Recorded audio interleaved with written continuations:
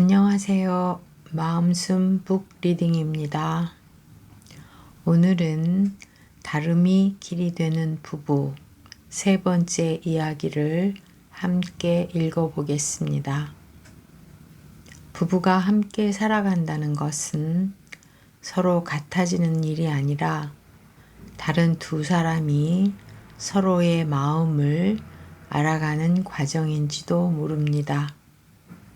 오늘은 3장을 통해 관계 속에서 마주하게 되는 서로의 다름을 함께 들여다보겠습니다. 편안한 마음으로 함께 해주세요. 다름이 길이 되는 부부 3장 조율이란 타협이 아니라 이해의 기술 1. 감정을 조절하는 숨 고르기. 갈등의 순간 우리는 대부분 즉시 반응합니다. 상대의 말 한마디에, 표정 하나에 불쑥 올라오는 감정을 멈추지 못한 채 말을 쏟아내거나 자리를 박차고 나가기도 하지요. 그러나 관계를 조율하기 위해 가장 먼저 필요한 건 상대방의 변화가 아니라 내 감정의 속도 조절입니다. 그 중에서도 가장 실질적이고 간단한 기술이 바로 숨 고르기입니다. 말 그대로 숨을 고르고 멈추어 나를 바라보는 일. 심리학에서는 이러한 멈춤을 감정 조절의 기초 전략으로 봅니다. 감정이 올라오는 것을 억누르려는 것이 아니라 그 감정에 바로 휩쓸리지 않도록 나와 감정 사이에 작은 여백을 만드는 기술입니다. 예를 들어 배우자의 말투가 거칠게 느껴지는 순간 또 저러네 라는 생각이 올라오면 그 즉시 반응하고 싶은 욕구가 들지요. 하지만 그 순간 숨을 한번 깊이 들이마시고 내쉬는 것, 그리고 속으로 지금 올라온 이 감정은 무엇일까? 라고 자문하는 3초의 여유가 갈등의 방향을 완전히 바꿀 수 있습니다. 이 짧은 숨 고르기는 단순해 보이지만 실은 내 안의 자기 인식 능력을 키우는 가장 기본적인 훈련입니다. 지금 나는 어떤 감정 상태인지, 그 감정이 어느 상황에서 자주 반복되는지, 내가 지금 느끼는 불편함이 상대 때문인지 혹은 내 안의 오래된 반응 패턴인지 살펴보는 힘을 키우는 과정입니다. 명상에서는 이것을 관찰자의 자리에 머무는 마음이라 합니다. 감정을 제거하려는 것도 아니고 스스로를 나무라는 것도 아닙니다. 그저 내 안에서 일어나는 변화를 있는 그대로 알아차리고 그 감정을 조율할 수 있는 주체로서 나 자신을 바라보는 태도이지요. 한 부부는 매번 같은 패턴으로 싸우곤 합니다. 아내가 지적하면 남편은 방어했고 남편이 피하면 아내는 더 강하게 밀어붙였습니다. 그러던 어느 날 남편은 아내가 말을 꺼내는 순간 숨을 한 번 크게 들이마시고 그동안의 방어를 멈추었습니다. 그리고 말했습니다. 지금은 내 마음이 닫혀 있는 것 같아. 조금만 시간을 줄래? 조금 후에 내 이야기를 들을게. 그 짧은 멈춤이 두 사람의 패턴을 흔들기 시작했습니다. 갈등을 멈추는 것은 상대를 이기는 것이 아니라 내 감정을 스스로 다루는 힘을 회복하는 일입니다. 숨을 고르는 그 짧은 순간 나는 더는 반사적으로 상처 주고받는 사람이 아니라 서로를 조율할 수 있는 성숙한 주체로 성장하게 됩니다. 조율은 기술이 아니라 태도입니다. 그 태도는 나 먼저 가라앉히기에서 시작됩니다. 그리고 그 출발점은 아주 단순한 한 호흡, 바로 숨을 고르는 연습입니다. 2. 다툼 뒤에도 돌아올 수 있는 안전지대 만들기. 부부 갈등의 핵심은 갈등 자체가 아닙니다. 갈등 이후에도 다시 서로에게 돌아올 수 있는가, 그 회복의 과정이 진짜 중요한 문제입니다. 사랑하는 사이일수록 더 자주 상처받고 더 민감하게 반응합니다. 그러나 감정이 격해졌다고 해서 반드시 관계가 멀어지는 것은 아닙니다.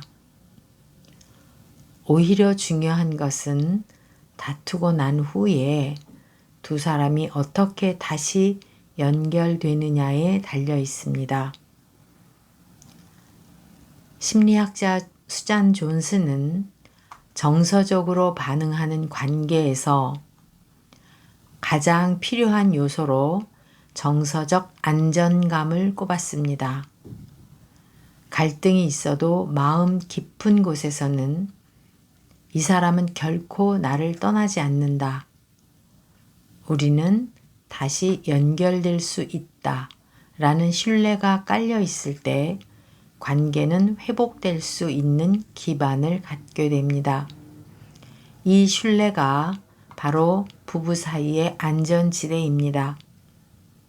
그런데 많은 부부는 갈등 이후에도 여전히 말 안 하고 버티기, 서로 눈치 보기에 머물러 있습니다. 사과는커녕 감정을 정리할 시간조차 없이 일상으로 복귀하거나 애써 아무 일도 없었던 듯 행동하려고 합니다.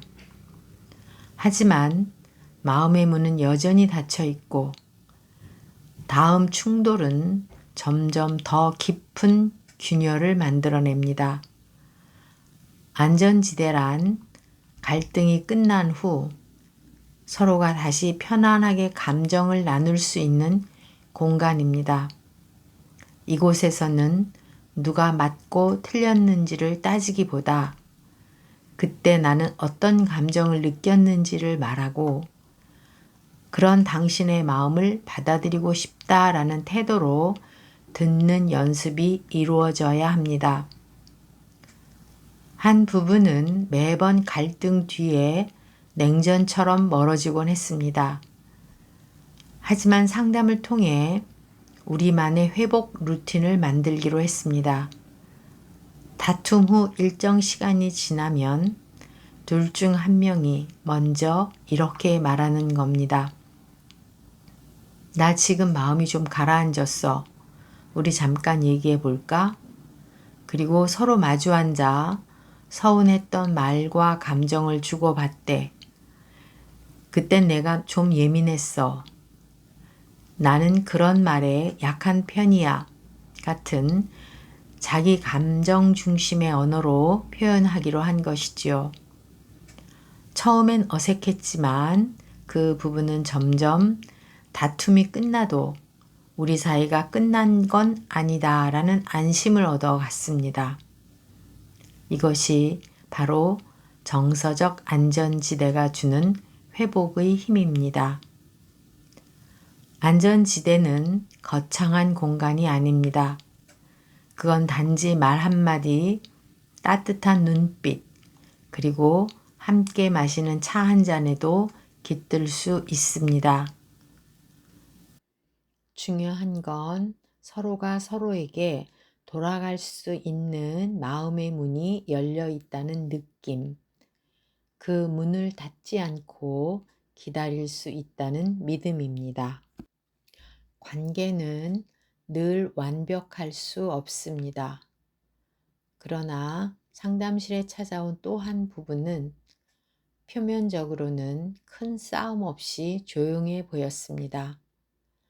하지만 두 사람 모두 말하지 않아도 알 수 있을 만큼 서로에게 깊은 정서적 단절감을 안고 있었습니다. 아내는 이렇게 말했습니다. 예전엔 싸우고 나서도 금방 풀었어요. 근데 이젠 싸우지 않아요. 그냥 서로 안 건드려요. 남편은 고개를 돌린 채 말했습니다. 이젠 뭘 말해도 부질없더라고요. 괜히 말을 꺼냈다가 더 멀어질까 봐요. 이 부분은 갈등 자체보다 갈등 이후의 회복이 이루어지지 않는 상태에 있었습니다. 서로 감정이 상할까봐 말을 아끼고 상대가 불편할까봐 자신의 마음을 누르다 보니 결국 대화는 끊어지고 정서적 연결도 사라진 것입니다. 특히 아내는 다툼 후에 늘 남편의 사과나 따뜻한 말 한마디를 기다렸습니다. 하지만 남편은 감정을 표현하는 것이 서툴렀고 자신의 침묵이 화를 가라앉히는 배려라고 생각했지요. 아내는 그 침묵을 무시로 해석했고 남편은 아내의 눈치를 비난의 예고로 느꼈습니다. 이처럼 갈등 후에 서로에게 다시 다가갈 수 있는 안전지대가 부재했던 탓에 두 사람은 싸우지도 풀지도 못한 채 점점 더 멀어지는 악순환을 반복하고 있었습니다. 결국 이 관계는 말하지 않음이 곧 무관심처럼 느껴지게 되었고 피로한 일상이 외로운 동행으로 굳어지게 된 것입니다. 이 사례는 정서적 안전지대가 없으면 부부는 결국 말없이 멀어지게 된다는 것을 보여줍니다. 그렇기에 다투는 기술보다 더 중요한 것은 다툼 이후 다시 손을 내밀 수 있는 작은 연습들. 예를 들어, 그땐 나도 좀 힘들었어. 당신 마음이 서운했을 거라는 생각이 들었어. 와 같은 회복의 문장을 하나씩 꺼내는 일입니다. 우리는 갈등 속에서도 다시 돌아올 수 있는 길을 만들 수 있습니다. 3. 말보다 중요한 어조와 시선. 나는 단지 사실만 말했을 뿐인데 왜 상처받았다고 할까? 상담실에서 자주 듣는 말입니다. 하지만 언어는 단지 말의 내용만으로 전달되지 않습니다. 그 말이 어떤 어조로, 어떤 눈빛과 함께, 어떤 상황에서 전해졌는지가 상대방에게는 훨씬 더 크게 다가오는 법입니다. 심리학에서는 이것을 메라비언의 법칙으로 설명합니다.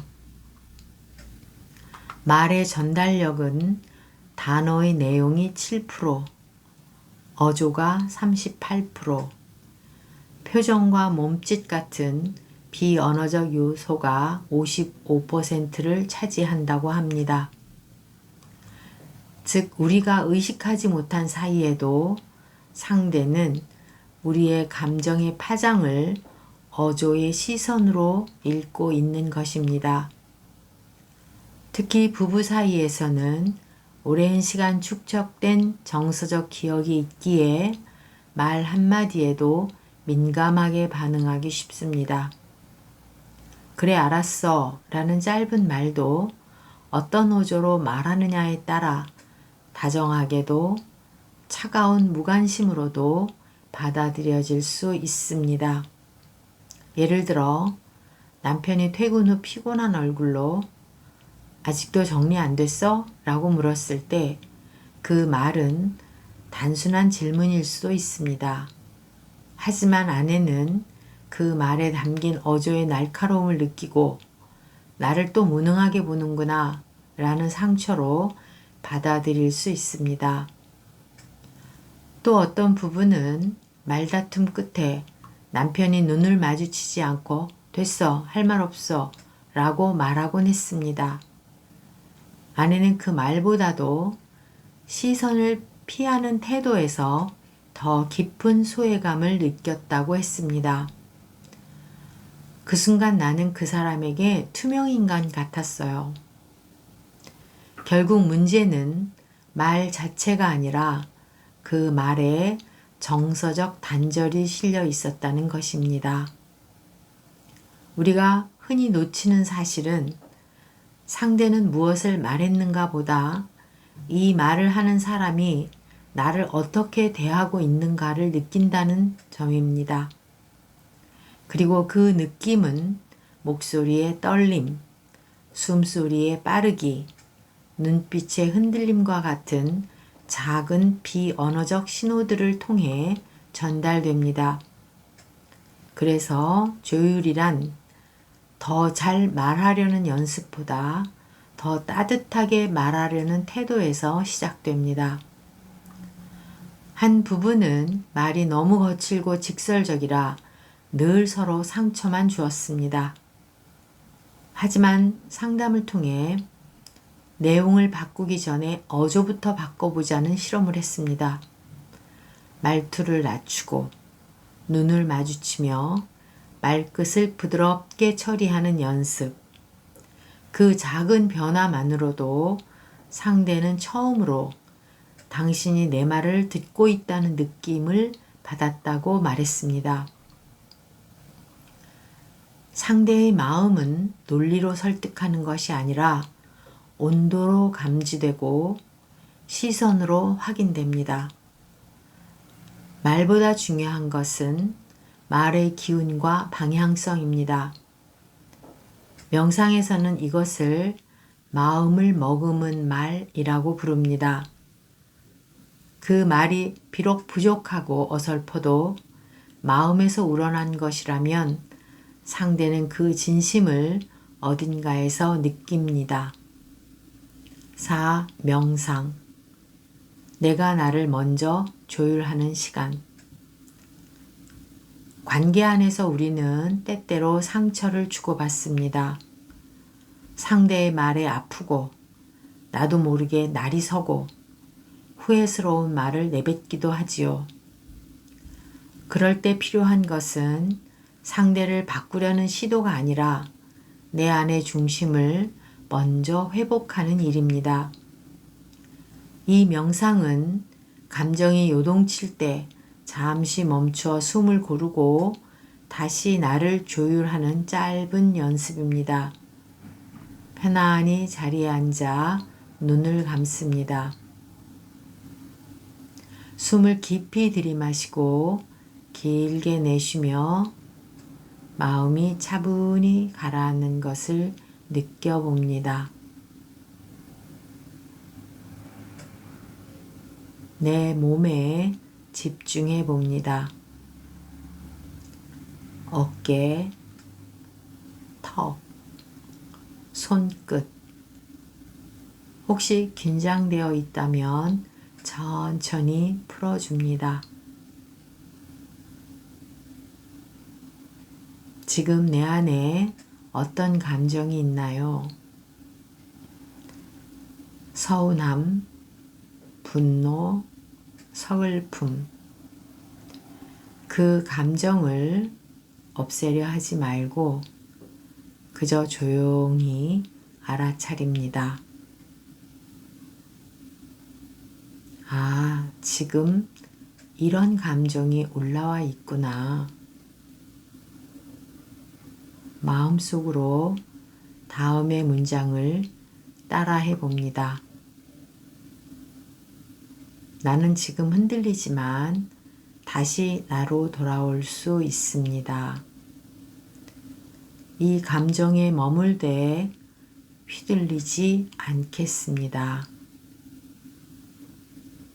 내 안에는 나를 조율할 수 있는 힘이 있습니다. 나는 나의 중심으로 돌아갑니다. 이제 천천히 눈을 뜹니다.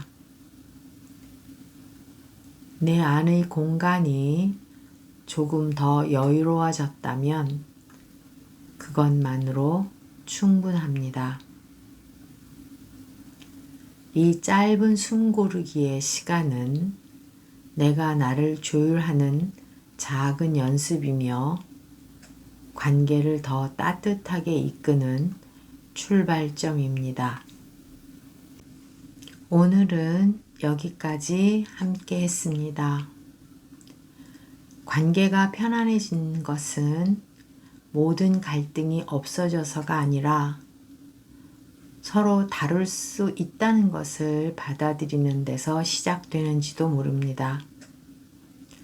오늘 읽은 이야기가 내 곁에 사람을 바라보는 시선을 한번 돌아보는 시간이 되었기를 바랍니다. 다음 시간에도 다름이 길이 되는 부부의 이야기를 이어가겠습니다. 마음숨 북 리딩이었습니다.